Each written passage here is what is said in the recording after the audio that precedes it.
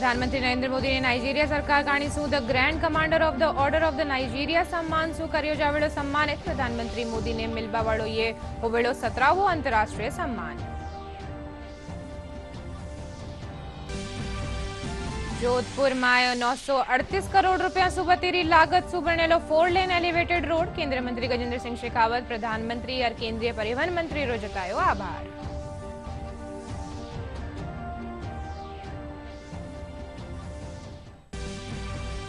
सीमा सुरक्षा बल री देश भर री 190 बटालियन रे बीच हुई प्रतिस्पर्धा। बाड़मेर री 76वीं बटालियन ने मिलियो सर्वश्रेष्ठ बटालियन रो खिताब।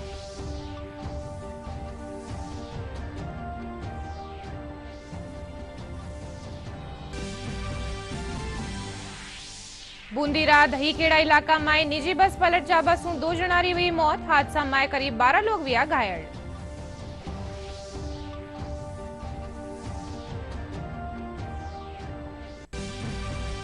और उत्तर भारत में पहाड़ा माथे बर्फबारी बसु। राजस्थान में भी बढ़ियो सर्दी रो असर। राज्य में सबसे कम माउंट आबू में 9.4 डिग्री सेल्सियस तापमान करियो गयो दर्ज।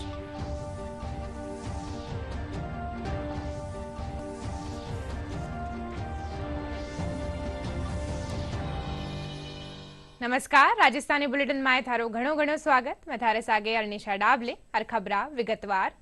प्रधानमंत्री नरेंद्र मोदी ने नाइजीरिया सरकार काणीसू the grand commander of the order of the Nigeria सम्मान दियो जावेलो। प्रधानमंत्री मोदी ने मिलवा वालो 17वो अंतरराष्ट्रीय सम्मान होवेलो। प्रधानमंत्री नरेंद्र मोदी नाइजीरिया रा राष्ट्रपति बोला अहमद टिनुबू रो निमंत्रण माथे नाइजीरिया रो दौरा कर रिया है। नाइजीरिया पश्चिमी अफ्रीका में भारत रो करीबी साझेदार है। किसी भारतीय प्रधानमंत्री का 17 सालों में ये पहला नाइजीरियाई दौरा है। प्रधानमंत्री मोदी आज नाइजीरिया के राष्ट्रपति बोला टिनुबू के साथ द्विपक्षीय संबंधों को बढ़ावा देने के लिए प्रतिनिधिमंडल स्तर की वार्ता करेंगे। इस दौरान दोनों नेताओं के बीच कई सहमति पत्रों पर हस्ताक्षर होने हैं। 2007 में भारत और नाइजीरियाई संबंधों की रणनीतिक साझेदारी का इसे दर्जा दिया गया था। प्रधानमंत्री मोदी भारतीय समुदाय के लोगों को भी संबोधित करेंगे। नाइजीरिया में लगभग 60,000 भारतीयों का एक बड़ा समुदाय है। ये पश्चिम अफ्रीका में भारतीय प्रवासियों का सबसे बड़ा केंद्र है। प्रधानमंत्री के दौरे के दौरान कुछ बड़े समझौतों के होने की उम्मीद है। जोधपुर में महामंदिर चौराहा सु आखलिया चौराहा ताई 4 लेन एलिवेटेड रोड बनेलो। करीब 7.5 किलोमीटर लंबे इन एलिवेटेड रोड माथे 938 करोड़ रुपया सु बतीरो खर्चो आवेलो। केंद्रीय संस्कृति और पर्यटन मंत्री गजेंद्र सिंह शेखावत बतायो कि इन खातर NHAI ने एक टेंडर जारी कर दीनो है। केंद्रीय मंत्री इन प्रोजेक्ट ने मंजूरी मिलवा पर प्रधानमंत्री नरेंद्र मोदी और केंद्रीय सड़क और परिवहन मंत्री नितिन गडकरी रो आभार व्यक्त करियो है।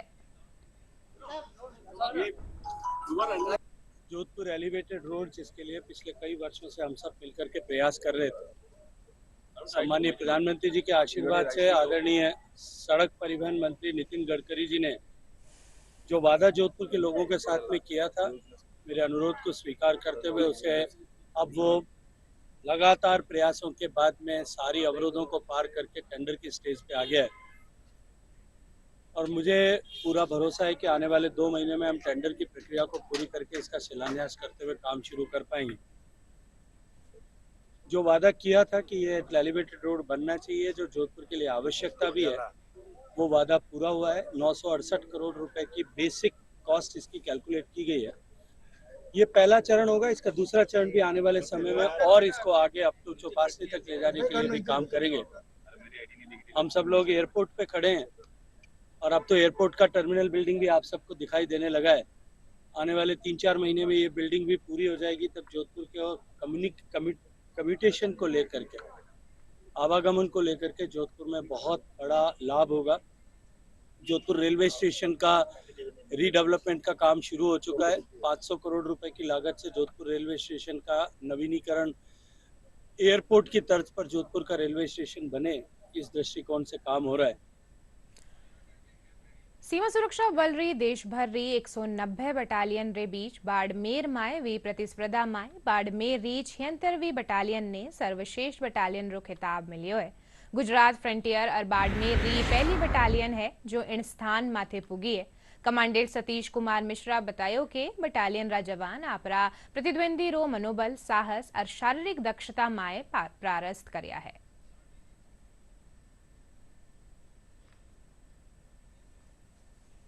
सीमा सुरक्षा बल की एक 76 बटालियन जो पूरे भारत देश में वीर 76 के नाम से मशहूर है और बाड़मेर में तैनात है, उसको वर्ष 2024 के लिए सर्वश्रेष्ठ बटालियन का खिताब बल मुख्यालय सीमा सुरक्षा बल के द्वारा दिया गया है। सीमा सुरक्षा बल में लगभग 2.25 लाख के करीब कार्मिक हैं और जो लगभग 189 बटालियंस में डिवाइडेड हैं। इसके अलावा स्टैटिक हेडक्वार्टर्स भी मौजूद है। यह जो कंपटीशन है ये एक ओपन कंपटीशन होता है जो 4 चरणों में पूरा होता है।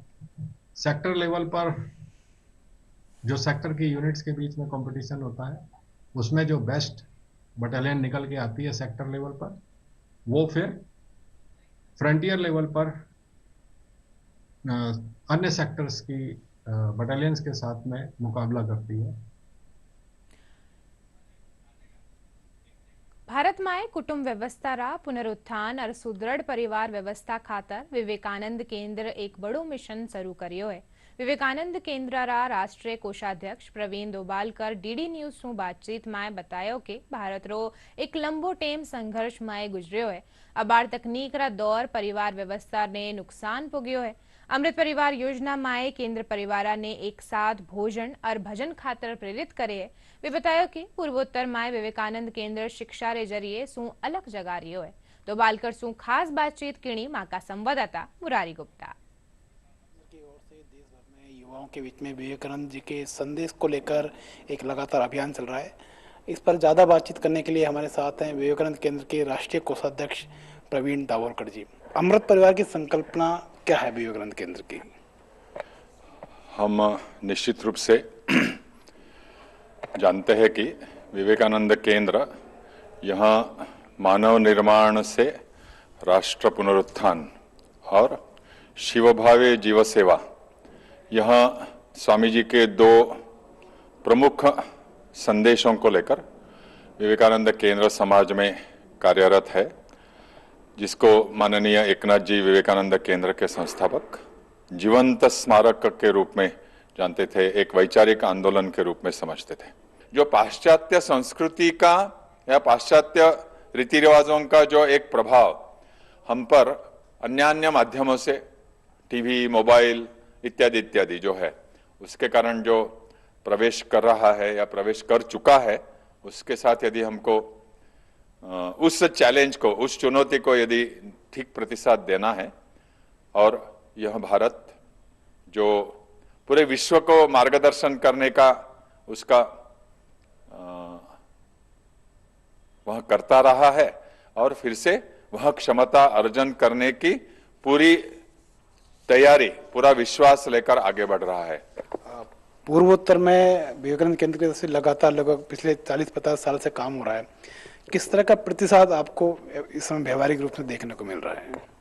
विवेकानंद केंद्र के विद्यालयों के माध्यम से जो शिक्षा का प्रचार प्रसार अरुणाचल प्रदेश, आसाम में 65 विद्यालयों के माध्यम से सीबीएसई एफिलिएटेड अंग्रेजी मीडियम, किंतु साथ ही साथ पूर्ण रूप से अपने संस्कृति को साथ में रखते हुए विवेकानंद केंद्र इंस्टीट्यूट ऑफ कल्चर नाम का जो प्रकल्प गत 25 से भी ज्यादा वर्षों से गुवाहाटी स्थित उसमें कार्यालय से पूरे उत्तर पूर्वांचल को संबोधित करता है, उसका एक थीम यही है कि डेवलपमेंट थ्रू कल्चर, यानी हमको विकास विस्तार तो निश्चित रूप से चाहिए और वो जीवंत रहने का एक निश्चित रूप से द्योतक है, किंतु not at the cost of losing our base, losing our roots.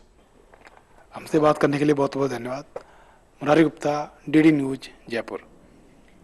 વિધિ और ન્યાય री भारतीय दृष्टि माथे आयोजित 3 दिवसीय अंतर्राष्ट्रीय संगोष्ठी रो आज समापन हुयो। राजस्थान विश्वविद्यालय रा संस्कृति विभाग और 5 वर्षीय विधि महाविद्यालय काणीसू आयोजित संगोष्ठी रा मौका माथे भाजपा रा पेली रा प्रदेश अध्यक्ष सतीश पूनिया, राजस्थान विश्वविद्यालय री कुलपति प्रोफेसर अल्पना कटेजा, संगोष्ठी आयोजक राजेश कुमार समेत बड़ी संख्या में विद्वान भाग लीना।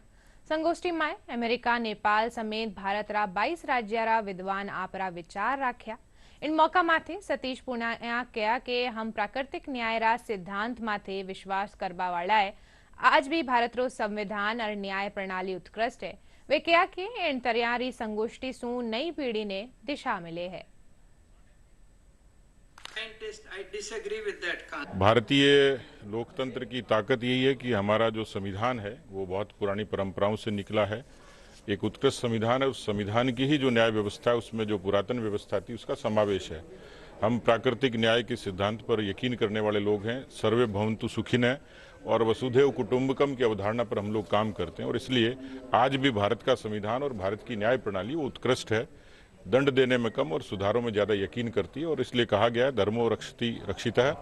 जो धर्म की रक्षा करता है धर्म उसकी रक्षा करता है। इसलिए आज भी हम दुनिया के दूसरे देशों से एक अच्छी न्याय प्रणाली के साथ, अच्छे संविधान के साथ, अच्छे लोकतंत्र के साथ हम लोग जीवंत हैं। इस तरीके की संगोष्ठियों से जिसमें पूरे देश भर के लोग आते हैं, विद्वान आपस में एक चर्चा विमर्श करते हैं और उससे निश्चित रूप से एक ऐसा साहित्य निकलता है जो नई पीढ़ी को एक नए स्कॉलर को दिशा देता है। भारतीय ज्ञान परंपरा में विधि और न्याय की अवधारणा वर्तमान विधिक विकास के परिप्रेक्ष्य में जो ये 3 दिन की अंतर्राष्ट्रीय संगोष्ठी हुई है, इसमें अमेरिका सहित नेपाल के प्रतिभागी आए हैं और 22 राज्यों के लगभग 300 प्रतिभागियों ने शिरकत की। राजस्थान प्रांत के सभी महाविद्यालयों से भी शिक्षक आए हैं, शोधार्थी भी आए हैं और इससे हम ये चाह रहे हैं कि हमारी प्राचीन जो परंपरा है, प्राचीन शास्त्रीय परंपरा में जो विधि और न्याय की एक अवधारणा थी जिसमें समाज में विखंडन की जो वर्तमान धारणा हो रही है उसको समाप्त किया जाए और परिवार के मुद्दे परिवार में ही निपटे, इस तरह का एक आदर्श हम प्रस्तुत करने की कोशिश की है। इसमें जयपुर रा जवाहर कला केंद्र में 2 दिवसीय बुकरू चिल्ड्रन लिटरेचर फेस्टिवल रो आयोजन करियो जा रही है। फेस्टिवल रो उद्देश्य कहानियां, किस्सा और रचनात्मक गतिविधियां रे जरिए टाबरा ने किताबा सु जोड़नो है। फेस्टिवल री क्रिएटर स्वाति राय बताया रे फेस्टिवल रा 5वां संस्करण में 9 देशा रा 28 एक्सपर्ट सु टाबरा ने रूबरू करवाए जा रही है। फेस्टिवल में 4 सु 14 बरस रा टाबर भाग ले रहा है।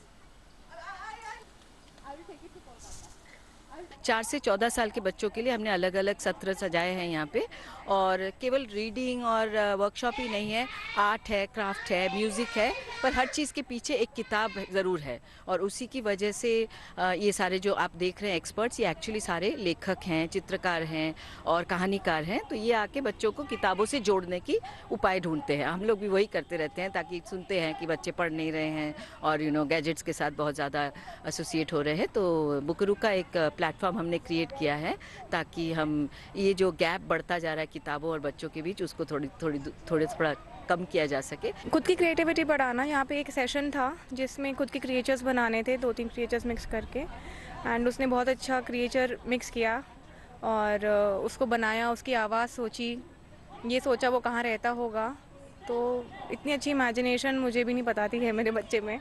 डूडल वॉल में बेसिकली बच्चों ने अपनी क्रिएटिविटी को एक नए नज़रिए से देखा है कि कैसे 2 एनिमल्स को मिला करके हम क्या नया बना सकते हैं। तो बच्चों के लिए एक बहुत अच्छी फन एक्टिविटी थी। मेरे को बहुत अच्छा लगा क्योंकि मैंने अभी ड्राइंग की, इसलिए मेरे को बहुत अच्छा लगा। रामायण और महाभारत पढ़ी है, ड्राइंग भी करी है, एनिमल्स की ड्राइंग करी है। बूंदी में कालसू उबावाड़ी बूंदी महोत्सव रेतेत कई कार्यक्रम आयोजित करया जावेला। जिला प्रशासन, पुलिस और पर्यटन विभाग महोत्सव री सगली तैयारियां पूरी कर लीनी है। महोत्सव रा प्रचार प्रसार खातर जिला कलेक्टर अक्षय गोदारा और पुलिस अधीक्षक राजेंद्र मीणा जादूगर री आंखिया माथे पट्टी बांध बाइक ने हरी झंडी दिखार रवाना करया।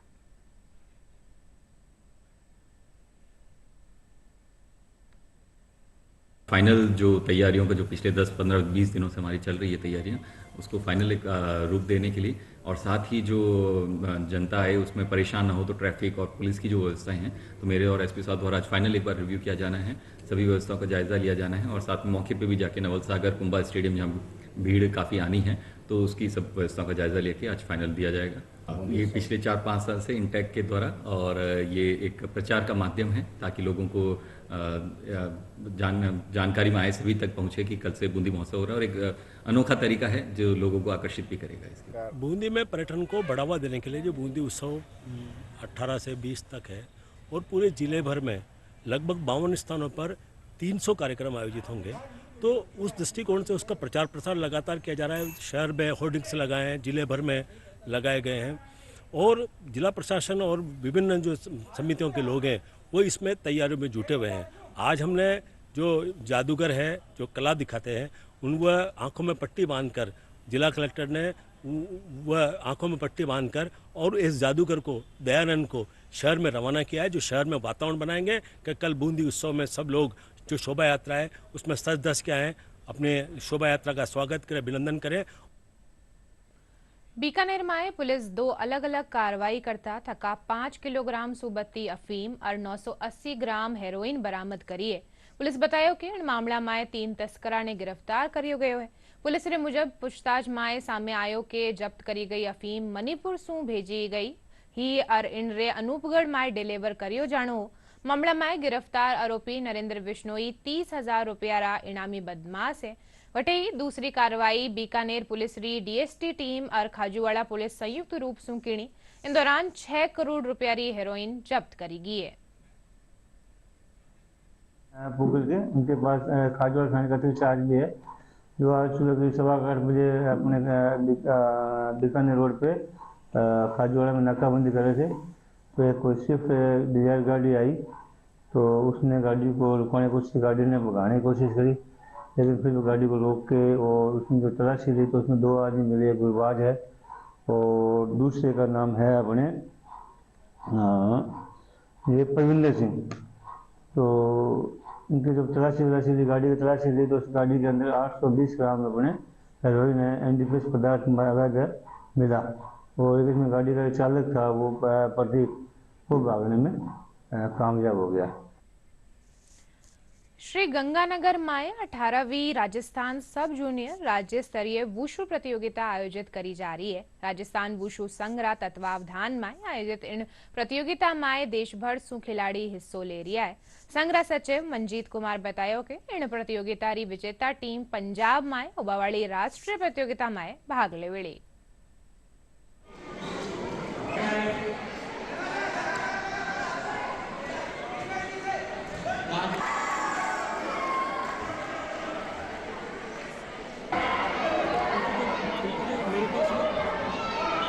आज 18वीं राज्य स्तरीय वुशु प्रतियोगिता हो रही है सब जूनियर, इसमें राजस्थान के सभी जिलों से खिलाड़ी भाग ले रहे हैं, और यहाँ अच्छी व्यवस्थाएं हैं, खिलाड़ी बढ़ चढ़ के भाग ले रहे हैं। इसी में जो विजेता खिलाड़ी हैं वो आगामी जो राष्ट्रीय प्रतियोगिता होगी उसमें भाग लेंगे, और खिलाड़ी अलग अलग बार वर्ग के अंदर भाग ले रहे हैं। और मैं राजस्थान वुशु संघ से इस टूर्नामेंट डायरेक्टर हूँ, और यहाँ अच्छी सुविधाएं हैं। गंगानगर जिला इसको ऑर्गेनाइज करवा रहा है, और इसके सेक्रेटरी मंजीत जी और इनकी पूरी टीम, अध्यक्ष नितिन अग्रवाल जी, खिलाड़ी में बहुत उत्साह है जी। इस ठंड में देखते हुए कई जिलों में मौसम अभी गर्मी है, लेकिन यहाँ हनुमान गंगानगर के अंदर अच्छा ठंडा मौसम है, और खिलाड़ी बढ़ चढ़ के भाग ले रहे हैं, पूरा एंजॉय कर रहे हैं गेम में। तो यहाँ भी सब जूनियर की प्रतियोगिता चल रही है, इसमें अंडर 14 ईयर के बच्चों ने पार्टिसिपेट किया है, प्रदर्शन बहुत अच्छा कर रहे हैं बच्चे। गंगानगर की टीम का भी प्रदर्शन बहुत अच्छा रहा है, और जो यहाँ की सुविधाएं रही हैं वो भी बहुत अच्छी है। बच्चों को जो सुविधाएं मिल रही हैं, बच्चे उससे संतुष्ट हैं, और अपने मुकाबला जो चल रहा है वो बिना किसी मतलब कि पार्शलिटी बिल्कुल भी नहीं हो रही है। और गंगानगर में काफ़ी अच्छी फैसिलिटी है, जो हमें खाने पीने की अच्छी सुविधा दे रही है, और मैं खुद एक इंटरनेशनल प्लेयर हूँ। अभी मैं 9th वर्ल्ड वुशु चैंपियनशिप में भाग लेके आई हूँ। बारामाए एकल अभियान रा अभ्युदय क्लब काणीसू राज्य स्तरीय पारंपरिक खेलकूद प्रतियोगिता रो आयोजन करियो जा रही है। विधायक राधेश्याम बैरवा और ललित मीणा खेल ध्वज फरार प्रतियोगिता वारी शुरुआत करी। प्रतियोगिता में आदिवासी और सुदूर ग्रामीण हलकारा एकल विद्यालय से जुड़िया 500 बालक बालिका वा हिस्सो ले रहा है। प्रतियोगिता में आज कबड्डी, कुश्ती, लंबी दौड़ और खो खो री स्पर्धा हुई। इन प्रतियोगिता में विजेता रहबा वाली टीम आवता बरस मार्च में भुवनेश्वर में आयोजित होबा वाली राष्ट्रीय प्रतियोगिता में भाग लेवेली।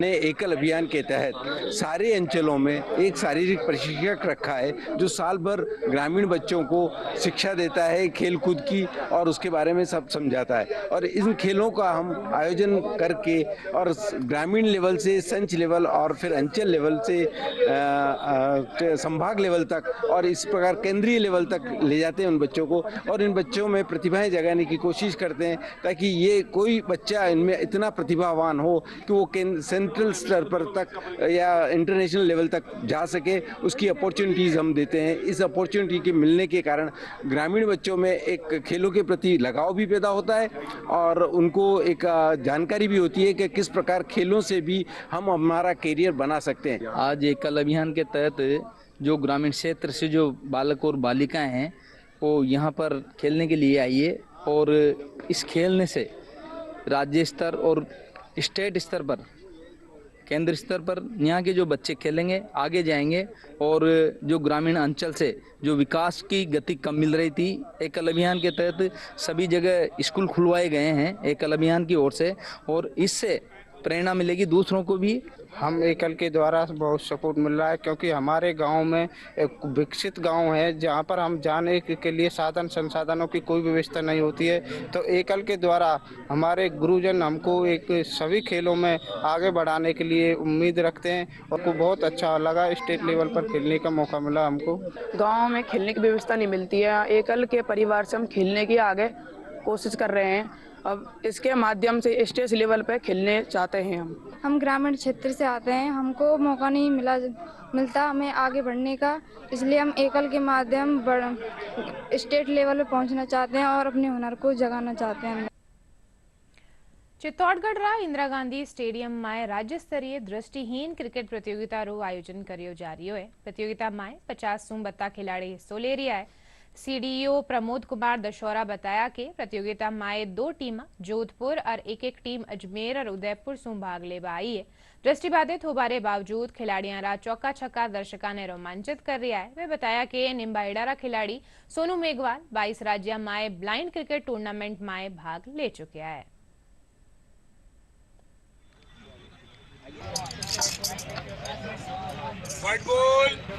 यहाँ 4 टीमें आ रही है, एक उदयपुर से, एक अजमेर से और 2 जोधपुर से और प्रत्येक टीम में 11+3 यानी 14 खिलाड़ी, एक कोच और एक मैनेजर यानी 16 प्रतिभागी भाग लेंगे। हमारा एक्सपीरियंस तो सर नॉर्मल क्रिकेट से और इसमें थोड़ा सा अंतर है। नॉर्मल क्रिकेट को तो बहुत हाईलाइट किया जाता है, हमारा क्रिकेट को थोड़ा इतना हाईलाइट नहीं किया जाता है और हमारे भी 5-5, 6 वर्ल्ड कप इंडिया टीम जीत चुकी है, लेकिन फिर भी इतना हमको इतना सपोर्ट नहीं मिलता गवर्नमेंट से वगैरह। और नॉर्मल क्रिकेट को तो आप देखते ही कितना एडवर्टाइज वगैरह उनको फैसिलिटी इतना कितना मिलता है, तो उतना हमको थोड़ा अभी नहीं मिलता है। मैं अभी तक 6-7 साल हो गए मुझे क्रिकेट खेलते खेलते और भारत के 22 राज्यों से क्रिकेट खेल के आया हूँ मैं। और मैं अभी हमारे साथ बड़े बड़े क्रिकेटरों के साथ भी हमको मिला और हमारे साथ एक्टरों ने भी हमारे साथ आंखों पे पट्टी बांध के खेलने की कोशिश करी और आगे भी कोशिश है मेरी कि इंटरनेशनल पर जाऊं। अभी 26 और 27 में वर्ल्ड कप होने का है, तो उसमें भी मेरा पूरी कोशिश रहेगी कि मैं जाऊंगा। दृष्टिबाधित बालकों के लिए 3 दिवसीय क्रिकेट प्रतियोगिता का आयोजन चित्तौड़गढ़ में हो रहा है। हमारा सौभाग्य है कि हम स्टेट लेवल प्रतियोगिता का आयोजन कर रहे हैं और इस प्रतियोगिता के अंदर शिक्षा विभाग, दृष्टिहीन क्रीड़ा परिषद अजमेर और चित्तौड़ और साथ में राउंड टेबल चित्तौड़गढ़ का सहयोग इसमें हमको प्राप्त हुआ है। और ये प्रतियोगिता हम चाहते हैं कि एक नवाचार के रूप में चित्तौड़गढ़ के अंदर हो और यहाँ से जो बच्चे चयनित हो वो बच्चे राष्ट्रीय लेवल पर खेले, अंतर्राष्ट्रीय लेवल पर खेले, ऐसे हम आशा करते हैं। हम चाहते हैं कि इन बच्चों को किसी प्रकार की कमी अनुभव नहीं हो और ये बच्चे एक तरह से देश के नाम को आगे बढ़ाएं और हर क्षेत्र में आगे बढ़े। बूंदीरा दहीखेड़ा इलाका में एक निजी बस पलट जाबा सू 2 लोगारी मौत वेगी। हादसा में करीब 12 लोग घायल वे गया। अतिरिक्त पुलिस अधीक्षक उमा शर्मा बतायो कि बस में सवार सगला लोग रावत भाटा सू चौथरा बरवाड़ा स्थित चौथ मातारा दर्शना खातर जा रहा। कोटा दोसा मेगा हाईवे रे कणे सड़क माथे गड्ढा सू बचबा रे दौरान बस बेकाबू और पलट गई। घायला रो कोटा MBS सफाखाना माए इलाज जारी है। वटे पुलिस दोनियों मरबा वाला रा शव रो पोस्टमार्टम करवा परिजना ने सौंप देना है। आज रात 1:30 बजे करीब एक निजी बस थी जो रावत भाटा से चौथ का बरवाड़ा जाने के लिए 43 सवारियों को लेकर रवाना हुई थी। तो बूंदी जिले के देईखेड़ा थाना इलाके में घाट का बराना के पास रोड पर गड्ढे होने की वजह से बस अपना संतुलन खो बैठी और पलट गई। तुरंत ही मौके पर रेस्क्यू ऑपरेशन चलाया गया। अब तक उसमें 2 व्यक्तियों की मृत्यु हुई है और 14-15 लोग घायल हैं, जिनको MBS मेडिकल कॉलेज में भर्ती कराया गया है। घायलों का इलाज जारी है और इस पर प्रकरण पंजीबद्ध कर लिया गया है। उत्तर भारत में पहाड़ा माथे बर्फबारी होबा सू राजस्थान में भी सर्दी रो असर बढ़वा लाग्यो है। इन चलता दिन और रात तापमान में गिरावट दर्ज करी जा रही है। सबसे कम तापमान माउंट आबू में 9.4 डिग्री सेल्सियस दर्ज करो गयो। मौसम विभाग ने मुजब आज जयपुर और बीकानेर संभाग में कुछ एक स्थाना माथे घणो कोहरो छायो रह्यो है।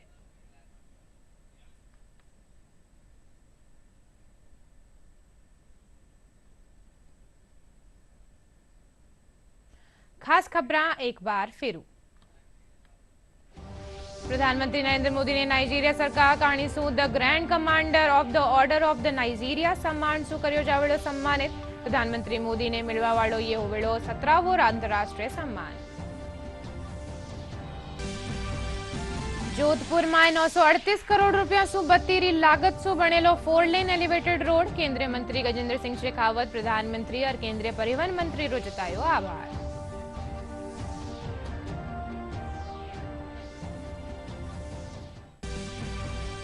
सीमा सुरक्षा बल रे देश भर रे 190 बटालियन रे बीच हुई प्रतिस्पर्धा। बाड़मेर रीच 76वीं बटालियन ने मिलियो सर्वश्रेष्ठ बटालियन रो खिताब।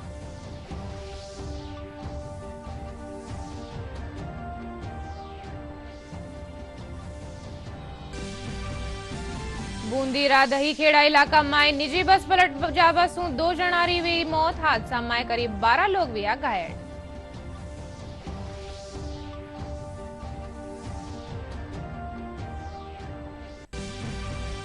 और उत्तर भारत में पहाड़ा माथे बर्फबारी होबा सू राजस्थान में भी बढ़ियो सर्दी रो असर। राज्य में सबसे कम माउंट आबू में 9.4 डिग्री सेल्सियस तापमान कर्यो गयो दर्ज।